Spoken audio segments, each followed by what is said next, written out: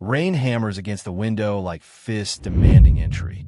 Maria Solano presses her back against the wall, phone clutched in her trembling hand, staring at the two sleeping girls curled together on her worn couch. Outside, black SUVs idle beneath the broken streetlight, engines purring low and patient. Predators waiting. The unknown number flashes across her screen again. Fifth time in 20 minutes. She doesn't answer. Can't answer. Because answering means admitting she's terrified, and terror makes mistakes, and mistakes get people killed. One of the twins, Nova, shifts in her sleep, small fingers gripping her sister's hoodie like a lifeline. They look so fragile under the thin blanket Maria draped over them hours ago. So breakable. The SUVs haven't moved, haven't left, just sitting there, watching, waiting for something Maria doesn't understand yet. Hi viewers, kindly tell us where you're watching from and what time it is. Her neighbor's dog starts barking. Sharp, frantic yelps that cut through the rain's steady drum. Then silence. Too sudden, too complete. Mireya's pulse hammers in her throat. She edges toward the window, careful to stay hidden behind the peeling curtain. A shadow moves beneath her building's entrance. Tall, broad-shouldered, moving with the kind of confidence that comes from never being told no. The shadow stops, looks up, directly at her window. Maria jerks back, breath caught somewhere between her lungs and her fear. Her phone buzzes. Not a call this time. A text from that same unknown number. Stay away from the window. Ice floods her veins. Someone's watching. Someone knows exactly where she is, what she's doing, maybe even what she's thinking. Lyra whimpers in her sleep. A small, broken sound that twists something sharp in Maria's chest. These girls trusted her. Followed her home because she promised them one safe night. One warm place to rest. What kind of safe place has armed men circling it like sharks? Heavy footsteps echo in the hallway outside her apartment. Slow, deliberate, boots on old linoleum, each step a countdown to something Maria can't name but feels in her bones. The footsteps stop, right outside her door. Maria's breath comes in short, silent gasps. Her apartment is too small, too exposed. One bedroom, one exit, no fire escape on this floor. Nowhere to run, nowhere to hide two terrified children if whoever's outside decides to come in. The doorknob turns, just slightly, testing, checking. Mireya's hand shoots to her mouth, trapping the scream building there. The twins can't wake up, can't make noise, can't draw attention to the fact that they're here, alive, hiding in the home of a waitress who makes minimum wage and can't afford to be brave. But bravery isn't about affording it. It's about what you do when everything inside you screams to run. The doorknob stops moving. Footsteps retreat down the hall. Slower this time. Reluctant. Maria slides down the wall, legs suddenly unable to hold her weight. Her phone buzzes again. Another text. Lock the bedroom door. Put the girls inside. Do it now. Who is this? How do they know about the girls? Before she can process, before she can think, a new sound cuts through the rain. Sharp, controlled, different from the first set of footsteps. Someone else is in the hallway. This person moves differently. Quieter. More dangerous. 3 measured knocks strike her door. Not frantic. Not demanding. Just patient. Inevitable. Then a voice. Deep. Controlled. Laced with authority that makes her bones feel hollow. Maria Solano. Open the door. You have something of mine. Who's at the door? What do you think happens next? Drop your guess below. Mireya's hand hovers over the doorknob, frozen between 2 impossible choices. Open it and face whoever knows her name. Keep it closed and prove she's hiding something worth finding. The voice repeats, softer this time but no less commanding. I know you're listening. I know they're with you. Her mind races backward, clawing through the past 12 hours for the moment, everything tilted sideways. The restaurant. La Sorella. That hateful supervisor Orla Fenton standing over 2 shivering girls like they were trash that wandered in from the street. This is a luxury establishment, Orla had hissed, voice dripping with the kind of cruelty that comes easy to people who've never been desperate. Not a charity. Get them out. The twins hadn't said a word, just stood there, eyes wide and wet, bodies trembling from something deeper than cold. Mireya saw herself in those eyes. Saw every night she went to bed hungry because her mother needed medicine more than Mireya needed food. Saw every time someone looked through her instead of at her. She'd step between Orla and the girls without thinking. They're children. Just let them warm up. No. Orla's smile was sharp as broken glass. You want to play hero? Do it on your own time. But Mireya didn't walk away. Couldn't. Something in those girls' faces hooked into her chest and refused to let go. So she took them home, gave them soup, let them sleep on her couch, made the single most dangerous decision of her life without realizing danger was even in the room. Now someone's outside her door. Someone who knows her full name. Someone who wants the girls back. The twins stir on the couch. Nova's eyes flutter open, confusion giving way to sharp, immediate fear. Mireya, she whispers. Is someone here? Shoo. Mireya moves toward them, every muscle coiled tight. Go to the bedroom. Lock the door. Don't come out until I say. But now, Lyra wakes, registering her sister's fear instantly. The twins move together, silent as shadows, disappearing into the small bedroom. The lock clicks. Soft. Final. Mireya turns back to the door. Her phone lights up with a new message. Do not open the door. That is not me. Farhan's men got there first. Stall them. I'm 2 minutes out. Her blood turns to slush. Farhan. She doesn't know that name, but the twins whispered it earlier through tears. Whispered it like a curse. Like a monster. The doorknob jiggles. Not testing anymore. Forcing. Last chance, the voice outside growls, patience evaporating. Open this door, or I open it myself. Metal scrapes against metal. He's picking the lock. Mireya grabs the heaviest thing within reach, a cast iron skillet her mother gave her years ago. It feels pathetic in her hands, useless against whatever's about to come through that door. The lock clicks. The door swings open. A man fills the doorway. Tall, thick-necked, eyes flat and cold as January. He scans the apartment with the mechanical efficiency of someone who's done this 1,000 times. His gaze lands on Mireya, dismisses her, moves past her toward the bedroom door. Don't. Her voice comes out steadier than she feels. Don't touch that door. He laughs. Actually laughs. You gonna stop me, waitress? He takes one step toward the bedroom. Mireya swings the skillet. It connects with his shoulder. Poorly aimed, desperate, weak. He barely flinches. Just turns, expression shifting from amusement to irritation. Wrong move, he says, reaching for her. Gunfire explodes in the hallway outside. 3 sharp cracks that punch holes in the walls and shatter the overhead light. The man in her apartment drops, hand flying to the gun at his hip. A shadow moves through the doorway. Faster, smoother, lethal. The new arrival doesn't speak, doesn't hesitate, just moves like violence is a language he learned before he learned to walk. Mireya stumbles backward, skillet clattering to the floor as the first man crumples. Not dead, just unconscious. Efficient. The newcomer straightens, blood seeping through his shirt from a wound, poorly bandaged beneath. His face is all hard angles and exhausted fury. But when he looks at the bedroom door, something shifts. Something almost human flickers behind the steel. Nova, he calls, voice rough as gravel. Lyra, it's me. You're safe. The bedroom door flies open. 2 small bodies launch themselves at the man, tears streaming, words tumbling over each other in a language Mireya doesn't speak but understands completely. He's their father, and the stranger Mireya just tried to brain with a skillet is Rosen Calderon. The man whose name makes grown criminals whisper. He looks at her over his daughter's heads, eyes dark and unreadable. You saved them, he says quietly.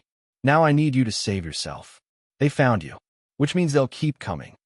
Before Mireya can respond, before she can process, footsteps thunder up the stairwell. Multiple sets, moving fast. Rosen's expression doesn't change, but his hand moves to the gun at his side. How attached are you to this apartment? What? Because we're leaving. Right now. The stairwell door slams open. What happens when I try to escape? Comment your prediction. Rosen moves before Mireya's brain catches up to her fear. He scoops both twins onto his hip with one arm, effortless, practiced, and grabs Mireya's wrist with his free hand. His grip is iron-wrapped in urgency. Fire escape. Back window. Move. I don't have a... You do now. He kicks open her bedroom window. Glass explodes outward into the rain. Cold air rushes in, carrying the smell of wet asphalt and something sharper. Smoke. Someone set a fire downstairs. Voices shout in the hallway. Closer now. Boots pounding against old floors that weren't built to handle this much weight, this much violence. Rosen climbs through the shattered window first. Twins clinging to him like they've done this before. Probably have.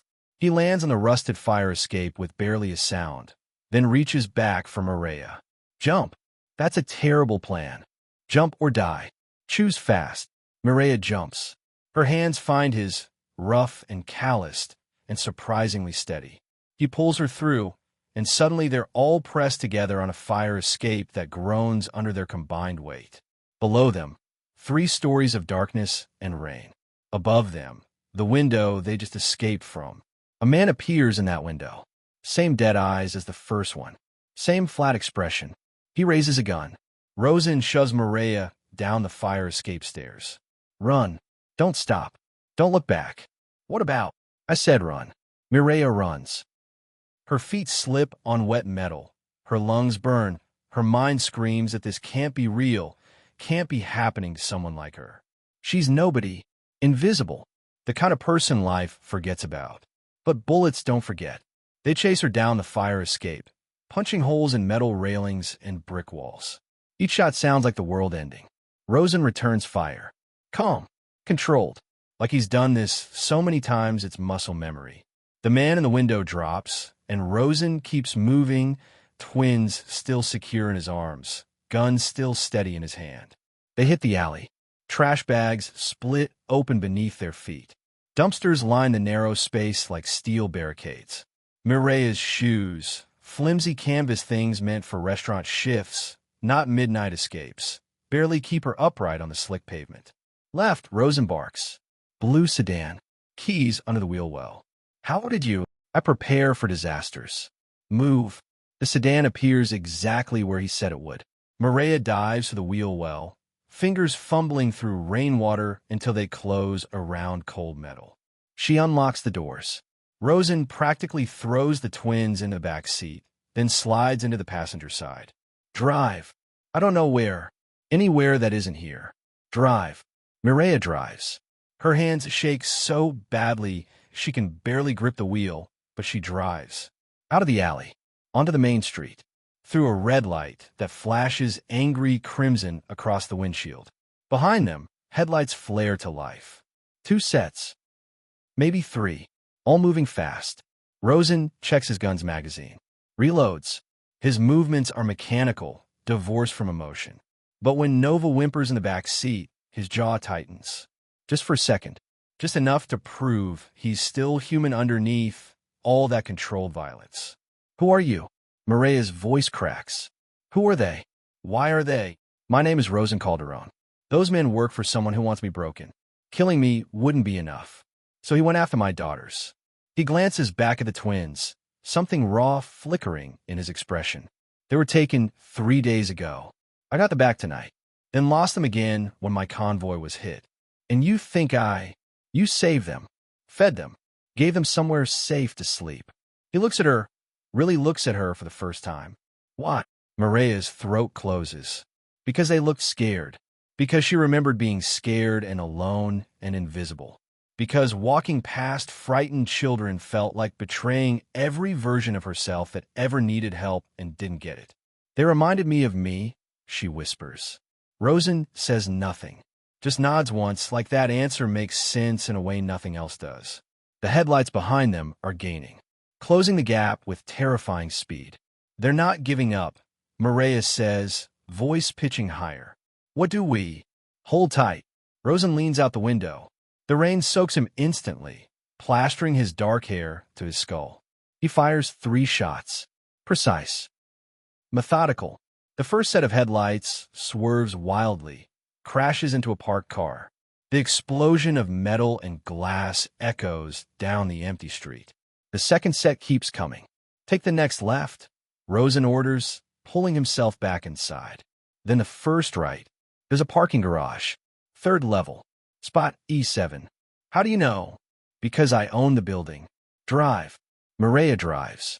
Left, then right, then into a concrete cave that swallows the sedan whole. She spirals up the levels, tires squealing, heart hammering so hard she thinks it might crack her ribs.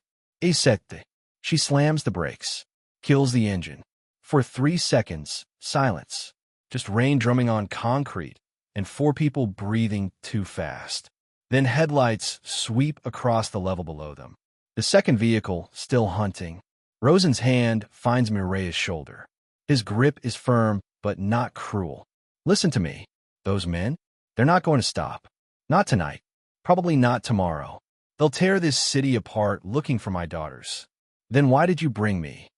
Because they already know your face, your name, where you live. His eyes are dark as midnight. You help my family, which means you're part of this now, whether you want to be or not. The headlights below circle closer. Searching. Nova's small voice breaks the tension. Papa, is the nice lady staying with us? Rosen looks at Mireya, waiting for an answer she doesn't have. The headlights find their level. Start climbing toward E7. Will Mireya stay or run? What would you do? Tell us below. Rosen doesn't wait for Mireya's answer. He's already moving, already 3 steps ahead of the danger closing in. He pulls both twins from the back seat, settles them against his chest like they weigh nothing, and nods toward a metal door half hidden behind a concrete support beam. Through there. Stairwell. Down, not up. Mireya's legs feel like water, but she moves. Through the door, into a cement shaft that smells like motor oil and rust. Their footsteps echo down, down, down into darkness barely broken by emergency lights. Behind them, tires screech. Doors slam. Voices shout commands in a language Mireya doesn't recognize. Rosen keeps one hand on Nova's back, the other on his gun.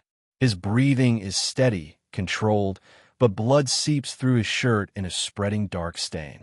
He's hurt worse than he's letting on. You're bleeding, Mireya whispers. I am aware.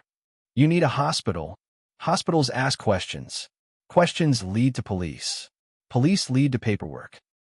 Paperwork gives Ferran time to regroup. He glances at her, expression unreadable. I'll survive. That's what I do. They hit the ground floor. Rosen doesn't go for the obvious exit.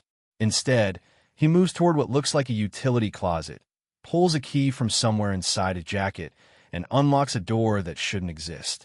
Behind it, another staircase. This one leading down into earth that has no business being under a parking garage. What is this? Mireya breathes. Insurance. The passage is narrow, lit by strips of LED tape running along the ceiling. It smells like concrete and stale air. Their footsteps sound muffled, swallowed by walls built to keep secrets. After what feels like forever, but is probably only minutes, they emerge into an underground garage. Different building, different street. A black SUV sits waiting, engine already running. A man leans against the driver's door. Early 30s, sharp-dressed, with eyes that miss nothing. He straightens when he sees Rosen, concern flickering across his features before smoothing back into professional calm. Boss, medical teams at the estate. Ferran's crew hit 4 locations tonight. They're tearing the city apart, looking for her. His gaze shifts to the twins, then to Mireya. Who's this? The woman who saved my daughters. Rosen's voice carries weight that makes the other man's posture shift. Mireya, Solano. She's under protection now. Anyone who touches her answers to me. The man nods once. Understood. Rosen climbs into the SUV, still holding both twins. Mireya hesitates at the door. This is the moment. The last chance to walk away, go back to her small apartment and smaller life. Pretend none of this happened. Except she can't go back. Not anymore. Rosen said it himself. They know her face. She gets in. The SUV moves through streets Mireya doesn't recognize, taking turns that blur together into a maze of escape routes and contingency plans. The twins have fallen asleep against their father, exhausted by fear that no child should ever have to carry. Rosen stares out the window, jaw tight, one hand absently stroking Lyra's hair. For a man who just survived an ambush, he looks more tired than dangerous. Why do they want to hurt you? Maria asks quietly. Because I have something Ferran wants. Power. Territory. Control. He turns to look at her. But mostly, because I exist. And my existence reminds him he's not the most feared man in this city. So this is about ego. Every war is about ego. Just depends on how many people die, proving whose is bigger. The SUV turns onto a private road, hidden behind trees that shouldn't exist this close to the city. Gates swing open automatically. The estate that appears beyond them looks like something from a movie. Sprawling, elegant, surrounded by walls that promise safety or prison, depending on perspective. They pull up to the main entrance. People in suits materialize from nowhere, moving with military precision. A woman with silver hair and surgeon's hands approaches Rosen immediately. Gunshot wound. Left side. Through and through. Rosen reports like he's reading a grocery list. Clean it. Stitch it. Make it quick. Sir, you need proper. Make it quick. She nods, leads him inside.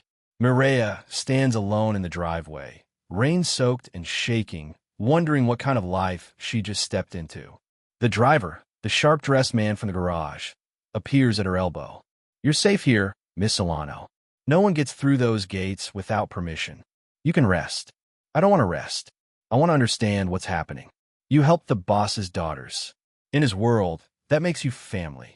He meets her eyes, and family gets protected, no matter the cost. Inside, the estate is beautiful in a cold, careful way. Everything looks expensive, but unlived in. Like a museum pretending to be a home. Mireia finds the twins in a bedroom that's bigger than her entire apartment. They're curled together on a bed soft enough to swallow them, neither fully asleep despite their exhaustion. Nova sees her first. You stayed. I stayed. Papa said you might not. Said most people run when things get scary. I am terrified, Mireia admits. But I'm not running. Lyra reaches for her hand. Her fingers are small and cold. Thank you for being brave. Mireia's throat tightens. She's not brave. She's just too stubborn to abandon children who remind her of every version of herself that ever needed saving. Rosen appears in the doorway, fresh bandages visible beneath a clean shirt. He looks steadier now, more solid, but his eyes carry the weight of violence still echoing in his bones. You should sleep, he tells Mireia. Tomorrow won't be easier than tonight. I don't want to sleep. I want answers. Who is Ferran? Why does he want to destroy you? Rosen is quiet for a long moment. Then, because 12 years ago, I took something from him. Something he believed was his by right. And he's been waiting ever since for the perfect moment to take everything from me. What did you take? His throne. Before Mireia can respond, her phone buzzes. She pulls it out, sees her supervisor's name flashing across the screen. Orla, calling at 3 in the morning. She answers. Hello. Where are you? Orla's voice is sharp as ever, but there's something else underneath. Something that sounds like fear. You didn't show up for your shift. You didn't call. Do you have any idea how unprofessional? I quit. Silence. Then excuse me. I said I quit. Effective immediately. You can't just. Rosen takes the phone from Mireia's hand. His expression doesn't change, but his voice drops to something dark and absolute. She's done with you. Don't call this number again. He ends a call, blocks the number. Hand the phone back. You didn't have to do that, Mireia whispers. Yes, I did. He meets her eyes. You're not going back there. Not tonight. Not tomorrow. That part of your life is over. You can't just decide. I can. And I did. He turns toward the door, then pauses. Get some sleep, Mireia. You're safe here. I promise. He leaves. The twins are already asleep. Mireia sits on the edge of the enormous bed, phone still warm in her hand, wondering if she just made the best decision of her life or signed away her freedom entirely. Outside the window, headlights sweep across the estate's outer wall. Slow. Searching. Ferran's men haven't given up. Is Mireia safer inside the estate or outside? Drop your thoughts below. Morning comes in shades of gray, filtering through curtains too thick to let real light inside. Mireya wakes to silence that feels wrong. Too complete, too careful, like the world is holding its breath. The twins are gone. The bed beside her is cold, sheets already smoothed back into perfect position by hands that weren't hers. Panic spikes, sharp and immediate. She throws off the covers, feet hitting marble floors that seem designed to make people feel small. The door to the bedroom is open. Not forced, just open. Voices drift from somewhere downstairs. Low, controlled. The kind of conversation that happens when people are trying not to be overheard. Mireya follows the sound through hallways that twist and branch like a maze. Everything in this place screams wealth in a quiet, understated way. Art on the walls that's probably worth more than she'll make in a lifetime. Furniture that looks too perfect to actually sit on. She finds them in a kitchen that's bigger than most restaurants. Rosen sits at an island counter, medical supplies spread out in front of him, while the silver-haired woman from last night rebandages his side. The twins hover nearby, watching with expressions that say they've seen this routine before. Rosen notices Mireya first. Something in his posture shifts, still guarded, but softer around the edges. You're up. Where were you? The words come out sharper than she intended. I woke up and they were gone. They were hungry. I was getting stitched up. Everyone's exactly where they're supposed to be. He winces as the woman pulls a bandage tight. Breakfast is on the counter. Help yourself. Mireya doesn't move. I need to understand what happens now. I can't just stay here forever. Why not? Because this isn't my life. I have responsibilities. Bills. My mother needs. Your mother's medical bills were paid an hour ago. In full, including the next year's treatments. Rosen says it casually, like he's discussing weather. Your landlord received 6 months' rent. Your phone bill's covered. Consider it compensation for saving my daughters. Mireya's chest tightens. I didn't ask for her. I know. That's why I did it. He meets her eyes. You help them because you're a good person, not because you wanted something in return. That kind of kindness is rare in my world. Rare enough to be worth protecting. The silver-haired woman finishes with his bandages, packs up her supplies, and leaves without a word. The twins immediately move closer to their father, checking his wound with worried expressions. Does it hurt? Nova vespers. Not as bad as last time. Or the time before that, Lyra adds. Or the time with the... All right. Rosen's voice carries gentle warning. Let's not catalog all my injuries in front of our guest. But it's too late. Mireya already heard the truth buried in that exchange. This man gets hurt regularly enough that his daughters have learned to rank the severity. A door opens somewhere in the house. Footsteps approach, different from earlier, heavier, carrying urgency that raises the hair on Mireya's neck. The sharp-dressed man from last night appears. His expression is carefully neutral, but his jaw is tight. Boss, we've got a problem. Rosen stands, movements smooth despite the fresh stitches. Ferrand, worse. He hit La Sorella an hour ago, looking for information about the woman who helped the girls. Mireya's blood turns cold. Did anyone? No cachuetes. But he questioned your supervisor, Orla Fenton. The man's gaze shifts to Mireya. She gave you up, told him everything. Your name, your address, your schedule. Even showed him security footage. The room tilts. Orla, the woman who spent years making Mireya feel invisible, worthless, replaceable. The woman who threw 2 terrified children out into the cold because they inconvenienced her. Why? Mireya breathes. Why would she? Money. Rosen's voice is flat. Ferrand pays well for betrayal. Always has. He turns to the sharp-dressed man. Where's Orla now? Still at the restaurant. Ferrand left guards to watch for Mireya in case she comes back. Rosen is quiet for a long moment. Then, show me the footage. They move to a room Mireya didn't know existed. Some kind of security hub filled with monitors and equipment that looks military-grade. The sharp-dressed man pulls up camera feeds from La Sorella. There's Orla, standing in the restaurant's back office, face-to-face with a man who radiates controlled menace. He's older than Rosen, sharp-featured, with eyes that look dead even on grainy security footage. Ferrand. He asks questions. Orla answers. She doesn't hesitate, doesn't look guilty. Just sells out someone who worked beside her for years like it means nothing. Mireya watches herself appear on the screen. Footage from 2 nights ago, kneeling beside the twins, offering them warmth and safety. The camera angle catches her face perfectly. Farhan studies the image like he's memorizing every detail. She looks scared, Farhan says on the recording. His voice is smooth, almost pleasant. Weak, the kind of person who breaks easily. Orla nods. She's nobody, just a waitress. Barely talks to anyone. Good. Farhan smiles. It's the kind of smile that promises suffering. That makes her the perfect message. The footage cuts out. Mireya's hands shake. He's going to kill me. To prove a point to you. No. Rosen's voice is absolute. He's not going to touch you. Because touching you means going through me. And I don't lose twice. But you already. I didn't lose my daughters. I temporarily misplaced them. There's a difference. He turns to the sharp-dressed man. Double the perimeter. No one gets within a mile of this property. And give me everything on Farhan's current operations. Every warehouse, every front, every place he feels safe. You're going after him. I'm ending this. Rosen looks at Mireya. He wanted a war. He gets one, but it ends on my terms. Outside, a car engine roars to life. The security feeds show headlights sweeping across the estate's outer cameras. Someone's leaving, or someone's arriving.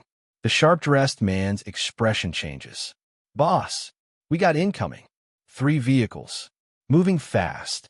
Rosen's jaw tightens. Farhan, can't tell yet, but they're not ours. Nova grabs her sister's hand. Both twins freeze, terror flashing across their faces. They've seen this before. They know what happens next. Rosen moves to a panel on the wall, presses his palm against it.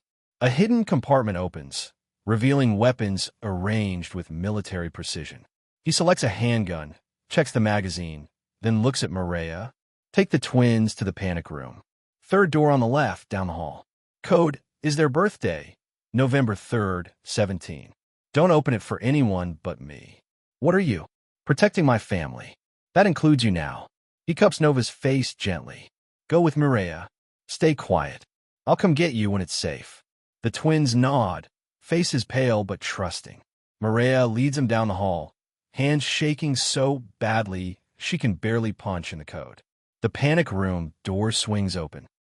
Reinforced steel disguised as wood, thick enough to stop bullets. Inside, supplies, medical equipment, communications gear. Everything needed to survive a siege. Mireya locks the door behind them. Through the security monitor on the wall, she watches the feeds from outside. The vehicles stop at the gate. Doors open, but the people who step out aren't Farhan's men. They're wearing police uniforms. Are they real cops or imposters? What do you think? Comment below. The lead officer removes his cap, revealing a face Mireya recognizes from the security footage, one of Farhan's men. Not police. Predators wearing stolen uniforms. Through the panic room monitor, she watches Rosen's posture shift. He doesn't reach for his weapon, doesn't move toward the door, just stands perfectly still, calculating angles and outcomes like a chess master staring at a losing board. The sharp-dressed man whispers something urgent.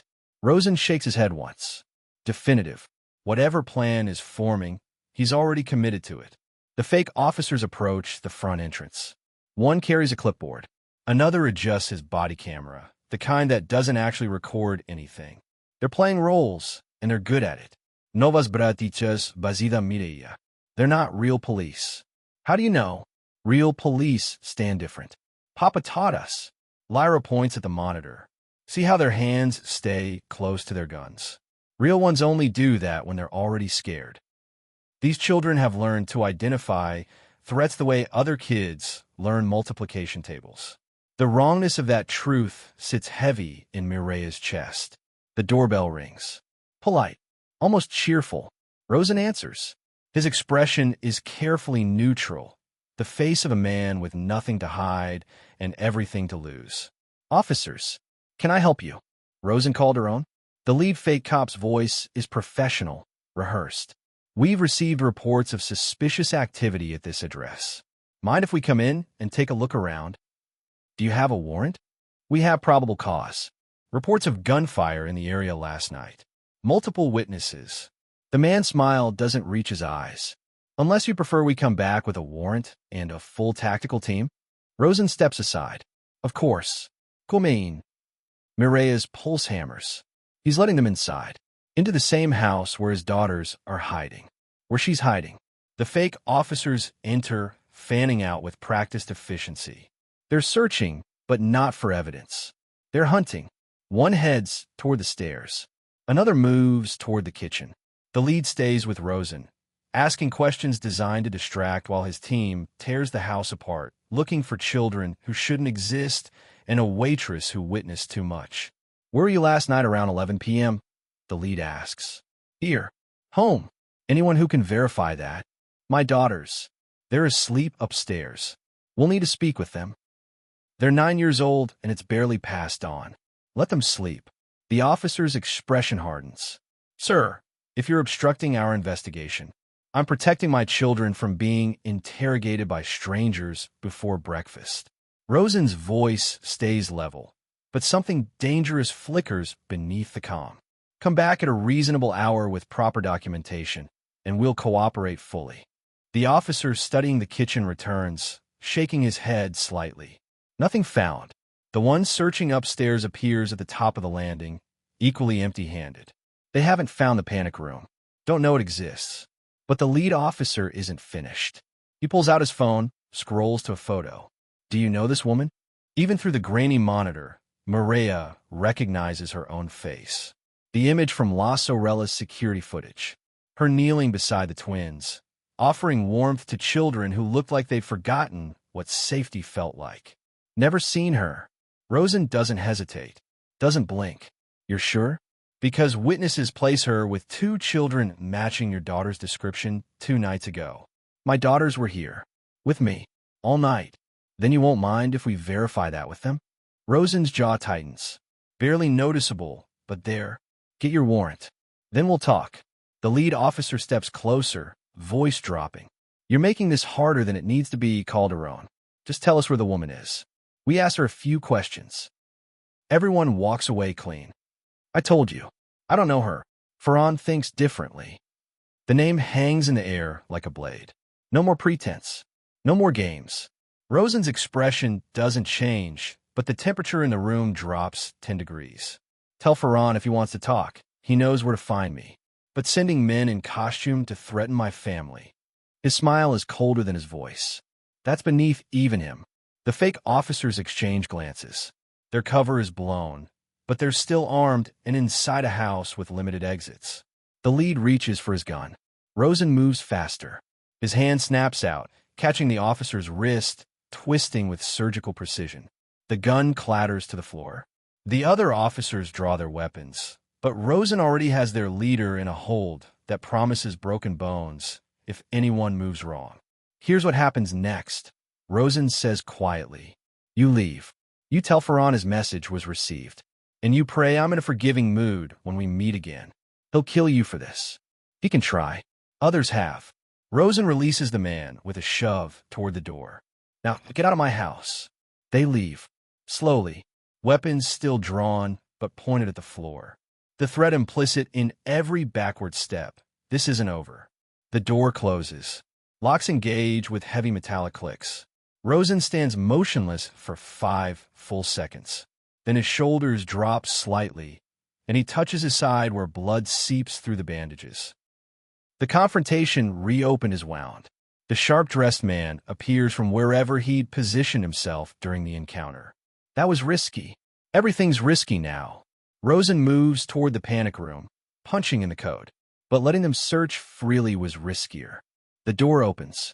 Nova and Lyra rush out, wrapping themselves around their father despite his injuries. He holds them carefully, trying not to let pain show on his face. Mireya steps out last. They know I'm here, or they think I'm here. They know nothing. They suspect everything. Rosen meets her eyes, but suspicion isn't proof. And without proof, Ferran can't move openly. Not yet. So what now? Now we move first. He releases the twins, straightens despite the obvious pain. Ferran came to my door wearing stolen authority. That means he's desperate.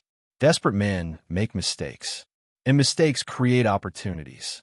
Opportunities for what? To end this before anyone else gets hurt. He looks at his daughters, something unreadable passing across his features. Get dressed. All of you. We're leaving in 20 minutes. Where are we going? Navas. Somewhere Farhan won't expect. Somewhere he can't follow. Rosen's voice softens. Somewhere safe. But the way he says it, like he's trying to convince himself as much as them, tells Maria the truth. Nowhere is truly safe anymore. Where will they go? Will they escape or get caught? Share your prediction. The tech room smells like coffee and electricity. Monitors cover 3 walls, each displaying feed from cameras scattered across the city. Rosen stands before them, watching his world through electronic eyes that never blink. The sharp-dressed man, Darius, Maria learned his name an hour ago, pulls up footage from La Sorella. Not from 2 nights ago.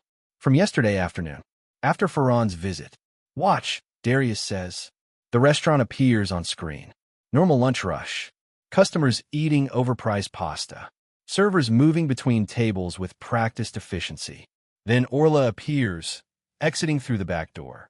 She glances around like someone checking for witnesses, then hurries toward a black sedan idling in the alley. The passenger window rolls down. Farhan leans out, hands her an envelope thick with what can only be cash. Orla counts it quickly, nods, says something the camera doesn't catch. Farhan responds. Orla's face goes pale. She shakes her head frantically. Farhan's expression doesn't change, but his hand moves to rest on the car door. Casual, threatening, a promise wrapped in stillness. Orla stops, shaking her head.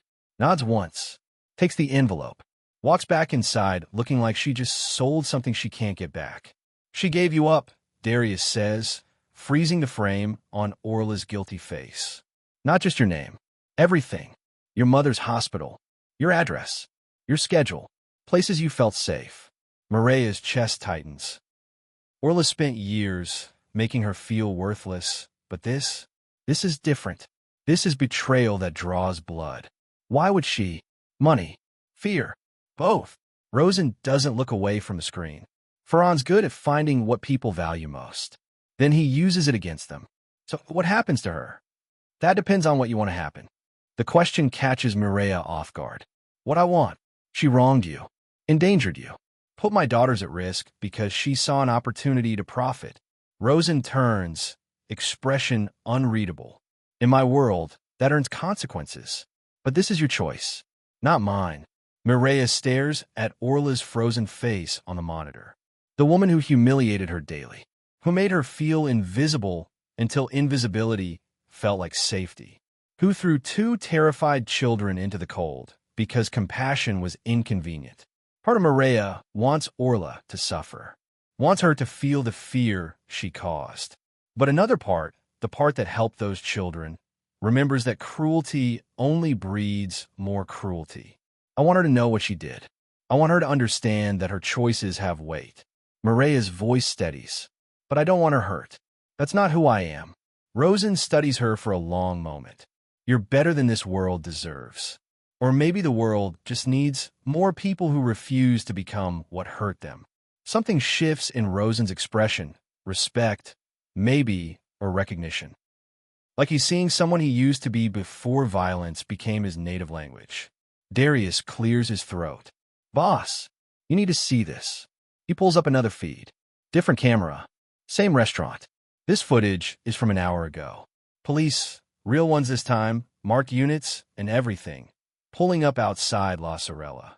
Officers entering. Customers scattering. Servers backing away from tables as the restaurant transforms into a crime scene. The camera angle shifts to inside. Officers surrounding Orla, asking questions she answers with increasing panic. One officer shows her something on his phone. Her face drains of color. She starts crying, words tumbling out so fast the officers have to tell her to slow down. What's happening? Maria breathes. Farhan set her up. Rosen's voice is flat. Made it look like she was involved in laundering his money through the restaurant. Planted evidence, probably. False paper trails. He watches Orla being led away in handcuffs. He used her to find you, then erased her so there's no trail leading back to him. She's going to jail for crimes she didn't commit, but took money to facilitate. Rosen turns away from the monitor. That's what happens when you make deals with devils. They always collect more than you agreed to pay. Maria feels sick. Orla is awful, cruel, petty. But watching her get destroyed by forces she never understood feels wrong. Like watching someone drown because they didn't know they couldn't swim. Nova tugs on Rosen's sleeve. Papa, why do bad people hurt other bad people? Because bad people don't have loyalty, only leverage. And when leverage becomes inconvenient, he stops himself, remembering his audience. Bad people make bad choices, and those choices hurt everyone eventually. Lyra presses closer to her sister. Are we bad people? No, baby. Never. Rosen kneels, wincing as the movement pulls his stitches. You're the best people I know. That's why I fight so hard to keep you safe. What about Maria? Is she good people? Yes, she's very good people. Then why are bad people trying to hurt her? Rosen doesn't have an answer for that. Or maybe he does, but it's too complicated to explain to 9-year-olds who've already seen too much darkness. Darius interrupts the moment. Boss, we've got a problem. What now? Ferran just posted bail for 6 of his top enforcers. They were arrested last month on weapons charges. Should have been locked up for at least another year. He bought a judge. Or threatened one. Either way, they're out. And they're moving. Darius pulls up traffic camera feeds, showing 3 black SUVs traveling in formation, heading toward the industrial district. Your warehouses. Rosen stands, expression hardening. He's making a move on my territory. Wants to draw me out. It's working. I know. Rosen looks at Maria, then at his daughters. Get them to the safe house. The real one. Not this place. Where are you going? To remind Ferran why people fear me.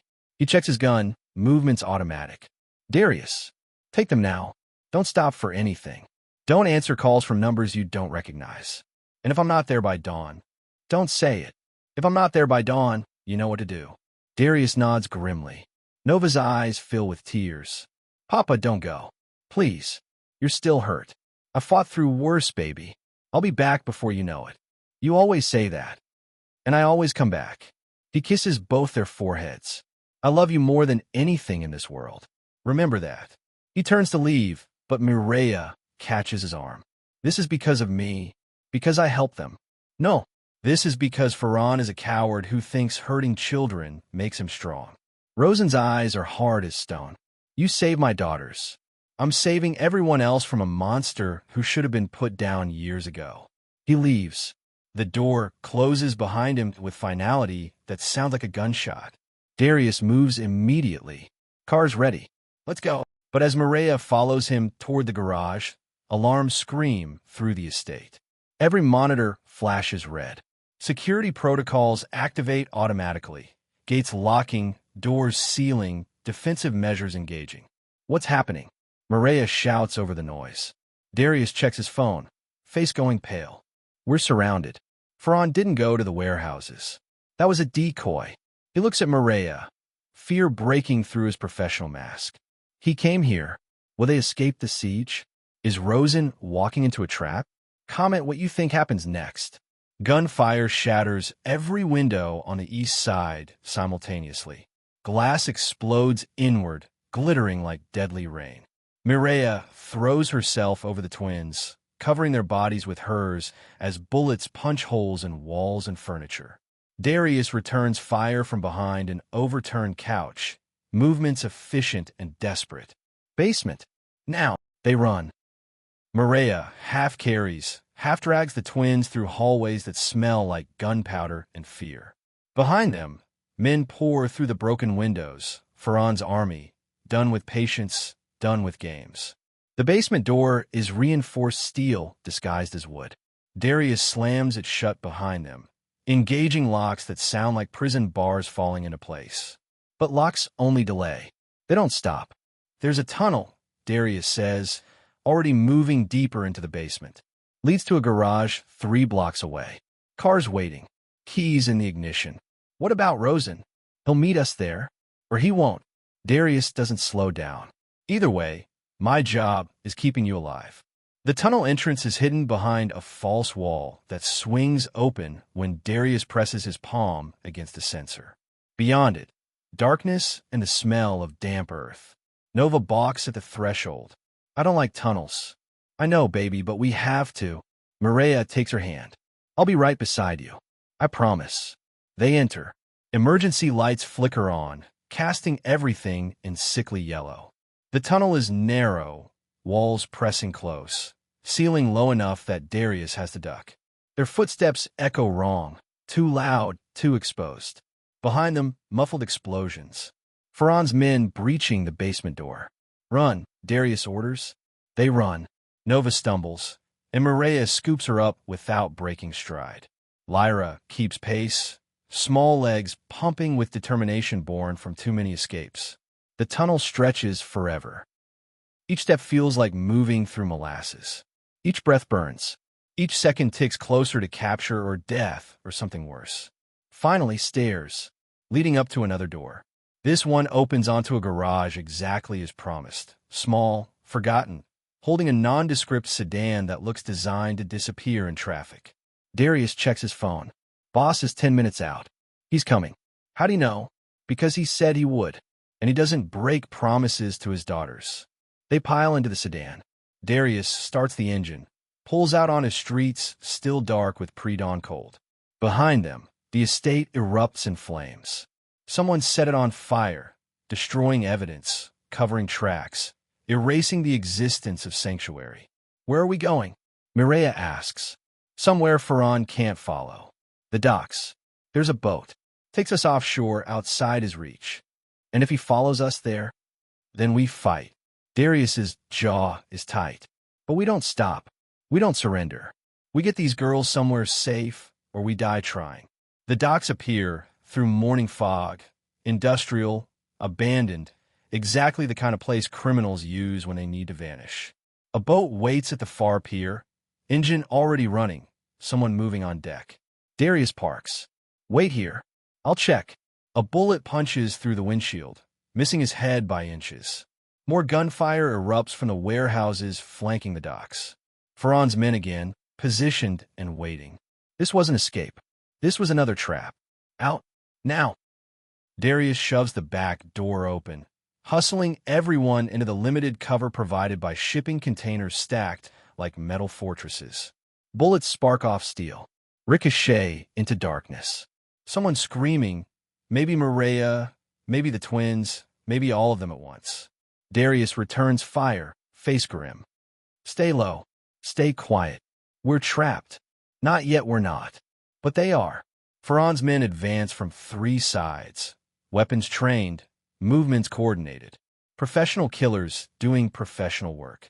Then headlights pierce the fog. A car moving too fast, taking corners like physics, is optional. It crashes through the dock's entrance gate, metal shrieking, and slides to a stop between Mireya's group and Farhan's army. Rosen exits the vehicle, blood soaking through fresh bandages, face carved from fury. He doesn't speak, doesn't hesitate, just starts firing with precision that turns men into memories. Farhan's soldiers scatter, seeking cover, suddenly unsure. They outnumber Rosen 10-1. But numbers mean nothing when you're facing someone who's already decided he won't survive losing. Get to the boat. Rosen shouts. I'll hold them. You can't. I said go. Darius doesn't argue. Just grabs the twins and runs toward the pier. Mireya follows, legs shaking, ears ringing, heart hammering against ribs that feel too fragile to contain this much fear. They reach the boat. The figure on deck is a woman, older, capable-looking, with hands that move with military efficiency. She pulls the twins aboard, then Mireya, then Darius. Where's Rosen? The woman asks. Mireya points. Rosen still stands on the dock, gun empty, facing the advancing soldiers with nothing but determination and a death wish. Then Farhan himself appears, stepping from the shadows like he owns them, smiling that dead smile. Gun raised. Into the line, Calderon. Rosen doesn't flinch. You really think killing me solves anything? No, but it makes me feel better. Farhan's finger tightens on the trigger. A shot rings out, but not from Farhan's gun. He drops, clutching his shoulder, expression shifting from confidence to confusion to rage. Behind him, more of Rosen's people emerge, reinforcements that arrived while everyone focused on the dock. Rosen moves before Farhan can recover, crosses the distance in 3 strides, disarms him with brutal efficiency, puts a gun to the man's head. "You came after my children," Rosen says quietly. "Threatened a woman whose only crime was compassion. Turned my city into a war zone." His voice drops to something colder than death. "That ends tonight." "You won't do it." Farhan spits blood. "Too many witnesses. Too much attention. You kill me. The whole world knows what you are." "I know what I am. A father protecting his family." Rosen's grip tightens. "And there's nothing I won't do for them." The gunshot echoes across the water. Farhan drops. And just like that, the war is over. Is Farhan really dead? What happens to Rosen now? Drop your thoughts below. The boat's engine cuts through black water, carrying them away from docks that reek of gunpowder and decisions that can't be undone. Maria sits with the twins pressed against her sides, their small bodies still trembling from adrenaline and terror that no child should ever have to metabolize. Rosen stands at the railing, staring back at the city shrinking behind them. Blood still seeps through his bandages. He hasn't said a word since boarding, just stood there, silent as a gravestone, while his people cleaned up the mess he made. The woman piloting the boat, Amara, she introduced herself, navigates with the confidence of someone who's run this route before. Probably many times. Probably carrying cargo more dangerous than traumatized children and a waitress who stumbled into a war. "Where are we going?" Maria finally asks. "Safe house outside the city. Farhan's network will collapse without him, but that takes time. Until then, you stay hidden." Amara glances at Rosen. "All of you. What about the police?" There were dozens of witnesses. Someone had to call. Police won't find anything. No obvious. No evidence. Just property damage and conflicting stories. Amara's voice is matter-of-fact. That's how this works. Crimes happen. Then they unhappen. And everyone agrees nothing worth investigating occurred. The wrongness of that truth settles heavy in Mireya's chest. Justice doesn't exist in this world. Only power and the agreements made between people who hold it. Darius appears from below deck, carrying medical supplies. He approaches Rosen, touches his shoulder gently. "Boss, you're bleeding through the bandages again. I'm fine." "You're not fine. You're barely standing." "I said I'm fine." But Rosen's voice lacks its usual edge. He sounds exhausted, hollowed out, like he just spent everything he had and hasn't calculated the cost yet. Nova whispers against Mireya's side. "Is Papa okay?" "He will be. He always gets hurt protecting us. That's what parents do. They carry the weight so their children don't have to." But who carries the weight for him? Mireya doesn't have an answer. Looking at Rosen, shoulders tense, face carved from exhaustion, blood dripping onto the deck, she realizes no one carries his weight. He bears it alone because that's what men like him do. They break themselves so others stay whole. The boat docks at a private pier surrounded by woods thick enough to hide armies. The safe house beyond is less house and more compound. Walls, gates, security systems that hum with expensive vigilance. Inside, it's warm, comfortable, designed for people who need to disappear but refuse to sacrifice luxury doing it. Amara leads the twins to a bedroom. Sleep. Real sleep. Not the kind where you're listening for danger. You're safe here. They look to their father for confirmation. Rosa nods once, and they go. Reluctant, but trusting in the way children trust parents who've never given them reason not to. Once they're gone, Rosen's legs give out. He sits heavily on the nearest couch, head dropping into his hands. Darius is there immediately, checking wounds, replacing bandages, working with the efficiency of someone who's done this too many times. "You reopened everything," Darius mutters. "You're lucky you didn't bleed out on that dock. Luck had nothing to do with it. I had a reason to stay alive." "You always have a reason. Doesn't mean you should keep testing how much damage a body can take." Mireya watches them work. The careful partnership, the unspoken understanding. Darius isn't just an employee. He's family in all the ways that matter. You're staring, Rosen says without looking up. You killed a man tonight. Yes. Don't you feel anything about that? What I feel doesn't change what happened. Ferran made choices that left me with no good options. So I chose the one that kept my daughters alive. He finally meets her eyes. If that makes me a monster, I'll live with that. I don't think you're a monster. I think you're a man who's had to become something terrible to protect something precious. Something flickers in Rosen's expression. Surprise, maybe, or relief at being seen accurately instead of judged simply. You should hate me. Fear me, at least. Maybe I should, but I don't. Maria sits across from him. You saved your daughters. You saved me. And yes, you did violent things to make that happen. But violence in service of protection isn't the same as violence for its own sake. Tell that to the people I've killed. I can't. They're dead because they chose to hurt children. That was their decision. Yours was to stop them. Rosen is quiet for a long moment.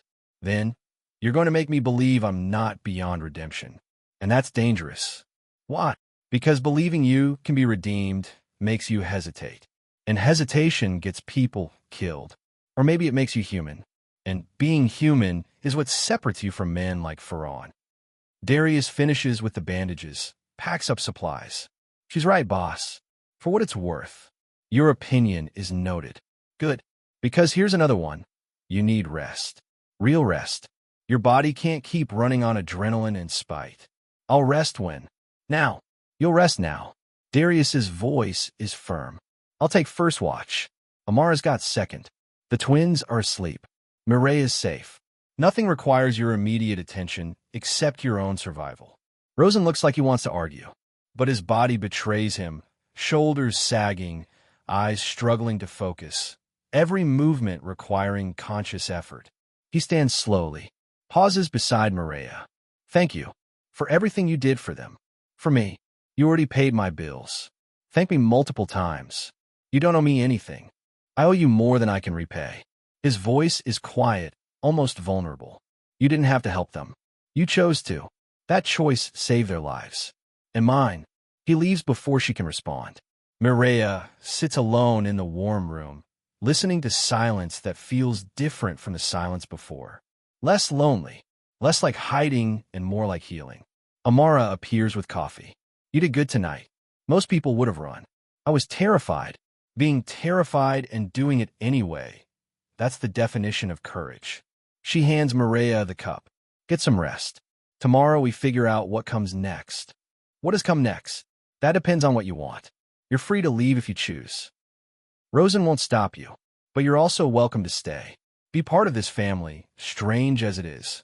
Why would I want to be part of a family built on violence? Because every family is built on violence of some kind. Most people just hide it better.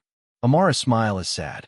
At least here, the violence protects instead of destroys. That's worth something. She leaves Mireille alone with her thoughts and coffee that tastes like decisions she's not ready to make. What choice will Mireille make? Stay or leave? Comment your guess. The knife presses against Mireille's throat before she registers movement. Cold steel. Warm breath on her neck. A voice she doesn't recognize, hissing words that freeze her blood. Where are the girls? Her coffee cup shatters on the floor. Brown liquid spreads like a stain across white tile. She can't scream. The blade bites deeper when she tries, drawing a thin line of pain that tells her this person means business. The intruder is female. Small-framed, but strong. Moves like someone trained to kill efficiently. Her free hand pats Mireille down, searching for weapons that don't exist. I asked you a question. The twins. Where? I don't. The knife twists. Not cutting, just promising. Wrong answer. Try again. Footsteps thunder from upstairs. Darius appears, gun drawn, face carved from fury. Let her go. The woman laughs. Actually laughs. You shoot me, she dies. You know that. And then you die. Everyone loses. Put the knife down. Or what? You'll explain to Rosen how you let someone bleed his new pet. New pet. The words sting worse than the blade. Is that what Mireille is? A charity case? A distraction? Someone Rosen collected because guilt made him generous? The woman's grip loosened slightly. Enough for Mireille to drive her elbow backward into ribs that crack satisfyingly. The knife falls. Maria drops, rolls, scrambles away as Darius closes the distance. But the intruder is already moving. Through the window, glass exploding outward, into darkness that swallows her whole. Darius doesn't chase, just helps Maria stand, checking the cut on her throat. Shallow, bleeding but not dangerous. Who was that? Ferran's sister. Camila. His voice is grim. I thought she was in Europe. Apparently not. She wants the twins. She wants revenge. Ferran's dead. His empire's crumbling. But family doesn't forget. Darius pulls out his phone, already dialing. We need to move. Now. This location's compromised. Rosen appears at the top of the stairs, barely dressed, gun in hand, eyes scanning for threats. He takes in the broken window, Maria's bleeding throat, Darius's expression. Tell me, Camila Ferran. She got inside, nearly killed Maria, escaped before I could neutralize. Rosen's jaw tightens. He descends the stairs slowly, every step controlled fury. When he reaches Maria, his hand hovers near her throat, not touching, just assessing damage with eyes that have cataloged too many wounds. She's escalating. Won't stop until she takes something from me the way I took from her. The girls are my priority, always. He turns to Darius. Wake Amara. Pack the essentials. We leave in 5 minutes. Where? The boat. Open water. Nowhere for Camila to follow without exposing herself. Nova and Lyra stumble into the room, rubbing sleep from their eyes. They freeze when they see the blood, the broken glass, their father's expression. Papa. Nova's voice is small. Is it happening again? Yes, baby. But we're prepared this time. Rosen kneels, ignoring the pain it causes. Remember what we practiced? The emergency drill. Both girls nod. Good. Go get your bags. The special ones. Meet me at the back door in 3 minutes. They run. No tears. No arguments. Just efficient obedience born from too much practice. Maria watches them go, something breaking inside her chest. These children shouldn't know emergency drills. Shouldn't pack escape bags in their sleep. Shouldn't accept danger as normal. This is my fault, she whispers. If I hadn't helped them, you'd be safe, and they'd be dead. Rosen stands, wincing. I won't apologize for the consequences of your compassion, but I will keep you alive through them. By running forever, by surviving long enough to eliminate every threat. His voice drops. Camila made a mistake tonight. She revealed herself, showed her hand. Now I know she's here, what she wants, how desperate she is. And that helps how? Because desperate people make predictable choices. And predictable enemies are dead enemies. They move fast. Bags grabbed, weapons checked, children secured. The back door opens onto woods thick with morning fog. Amara's already there, engine running on a vehicle that looks designed for terrain rougher than pavement. They pile in. Darius takes the wheel.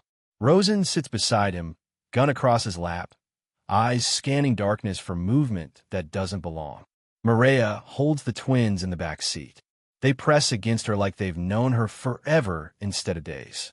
Like she's family instead of a stranger who stumbled into their nightmare. Where's the boat? Lyra asks.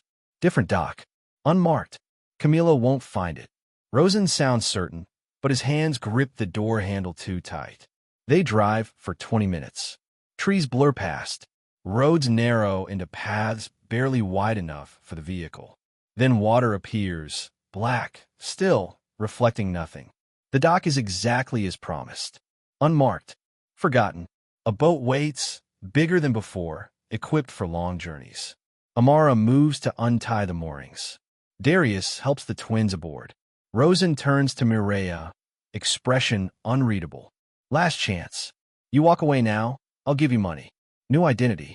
Fresh start somewhere Camila will never find you. And the girls?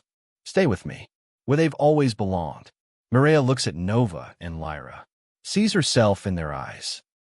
Sees every version of herself that needed someone to stay when leaving was easier. I'm not walking away, even knowing what staying means. The danger, the violence, the impossibility of normal. Normal is overrated. And those girls need someone who chooses them not because they have to, but because they want to. Something shifts in Rosen's expression. Relief, maybe, or recognition that he's not alone in this fight anymore. They board. The engine starts. The dock shrinks behind them as they move into open water where threats can't follow without being seen. For 3 hours, silence. Just waves and wind, and the twins finally sleeping peacefully. Then Darius's phone buzzes. He checks it, goes pale. "Boss, we got a problem." "What now?" "Police issued a warrant. For you. For Ferran's murder. Someone gave them evidence. Security footage from the docks. That footage was supposed to be destroyed. It was. Someone had a backup. Someone who wants you in custody where Camila can reach you." Rosen's expression doesn't change, but his hands curl into fists. "Ooh, does it matter? The warrant's active. Every cop in 3 states is looking for you." Then we go further, outside their jurisdiction. How far? As far as it takes. Maria's stomach drops. They're not just running from Camila anymore. They're running from the law, from society, from everything that keeps civilization functioning. "What about the girls?" she asks quietly. "They need school, friends, stability. They need their father alive. Everything else is secondary. That's not a life. That's survival. Survival is what we do until we can afford living." Rosen looks at her. "You still want to stay, knowing this might be forever?" Maria looks at the twins, sleeping peacefully for the first time in days, trusting adults to keep them safe even when safe doesn't exist. "Yes, I am staying." The boat cuts through water that stretches endlessly. Behind them, the city disappears. Ahead, nothing but ocean and uncertainty. Nova stirs, opens her eyes, sees Mireya still there. Smiles. That smile is worth everything. The radio crackles. A voice breaks through static. Female, cold, familiar. "Rosen Calderon, I know you're listening. I know where you're going. And I know you can't run forever. Camila, your daughters took my brother from me. Now I'm taking everything from you. Starting with the people stupid enough to love you." The transmission cuts. Mireya's blood turns to ice. Camila knows about the boat, knows their route, knows exactly how to hurt Rosen where he's weakest. Darius checks his weapons. Amara adjusts their course. Rosen holds his daughters closer, face carved from stone and determination. "She's coming," Mireya whispers. "Let her come." Rosen's voice is cold as death. "I've been hunted before. If es survive divers. And I've never had this much to protect." He looks at Mireya, at his daughters, at the makeshift family that formed from trauma and choice. She wants a war. She gets one. But this time, I'm not fighting alone. The horizon stretches endlessly. Somewhere behind them, Camila hunts. Somewhere ahead, safety might exist. But right now, in this moment, they're together. Broken but breathing. Scared but standing. And sometimes that's enough. The twins sleep. The boat moves. The ocean swallows their wake. And in the distance, thunder rumbles. Or maybe it's gunfire. What happens when Camila catches up? Will Rosen's family survive? Will Mireya's choice cost her everything? The story continues, and you won't want to miss what comes next. Subscribe and turn on notifications so you don't miss the next chapter of this intense journey. Drop your thoughts in the comments below. What would you do in Mireya's position? Your insights might inspire others facing impossible choices. Let's build a community that shares stories, strength, and support. See you in the next one.